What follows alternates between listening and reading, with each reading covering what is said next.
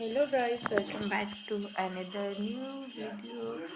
So ಇವತ್ತು ನಾನು ನಿಮಗೆ ಉತ್ತರ ಕನ್ನಡ ಸ್ಪೆಷಲ್ಲು ಕೊಬ್ಬರಿ ಕಜ್ಜಿಕಾಯಿ ಯಾವ ರೀತಿ ಮಾಡೋದು ಅಂತ ತಿಳಿಸ್ಕೊಡ್ತೀನಿ. ಸೊ ಫಸ್ಟಿಗೆ ನಾವು ಒಣ ಕೊಬ್ಬರಿ ತಗೊಂಡು ಈ ರೀತಿಯಾಗಿ ಮನೆಯಾಗ ಈ ಈ ಪ್ರೊಸೆಸಲ್ಲಿ ನಾವು ಮಾಡ್ಕೋಬೇಕಾಗುತ್ತೆ. ಮಿಕ್ಸಿ ಹಾಕೋಕ್ಕಿಂತ ಈ ರೀತಿಯಾಗಿ ತರಿಯಾಗಿ ಈ ರೀತಿ ಮಾಡ್ಕೊಂಡ್ಬಿಟ್ರೆ ಅದು ತಿನ್ನಬೇಕಾದ್ರೆ ಚೆನ್ನಾಗಿ ಬರುತ್ತೆ ಬಾಯಲ್ಲಿ. ಸೊ ನೋಡ್ಬೋದು ಈ ರೀತಿಯಾಗಿ ಫ್ರೆಶ್ ಆಗಿ ಬರಬೇಕು.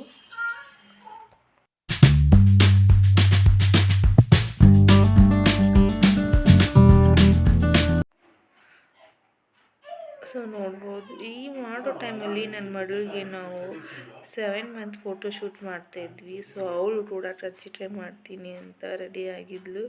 ಸೊ ನೋಡ್ಬೋದು.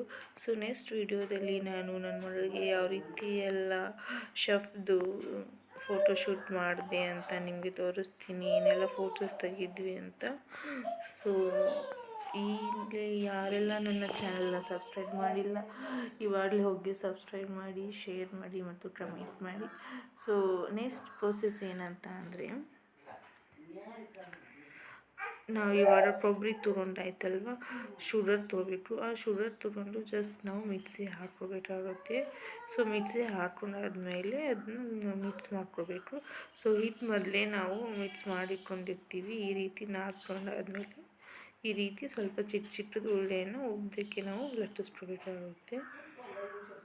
ಈ ರೀತಿ ಲಟ್ಟಿಸ್ಕೊಂಡಾದ್ಮೇಲೆ ಅದಕ್ಕೆ ನಾವು ಮತ್ತು ಕೊಬ್ಬರಿ ಆಮೇಲೆ ಶುಗರ್ ಕೂಡ ಆ್ಯಡ್ ಮಾಡಿರ್ತೀವಲ್ವ, ಅದನ್ನು ತಗೊಂಡು ಸೆಂಟ್ರಲ್ಲಿ ಹಾಕಬೇಕಾಗುತ್ತೆ. ನೋಡ್ಬೋದು. ಸೊ ಈ ರೀತಿ ಹಾಕಿದಾದ್ಮೇಲೆ ಇದಕ್ಕೆ ಸೈಡಿಗೆ ನೀರು ಹಚ್ಚಬೇಕಾಗುತ್ತೆ.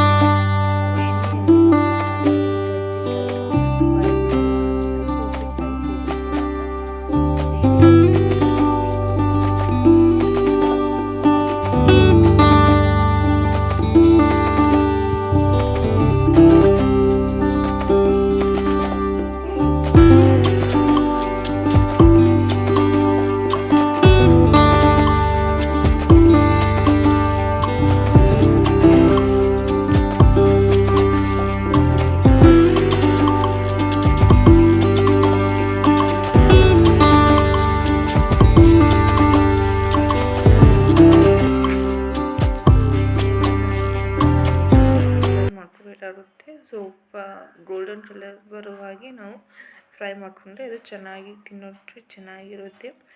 ಸೊ ಫೈನಲ್ ಆಗಿ ಈ ರೀತಿಯಾಗಿ ಬಂತು ನೋಡಿ ಗೈಸ್. Thanks for watching.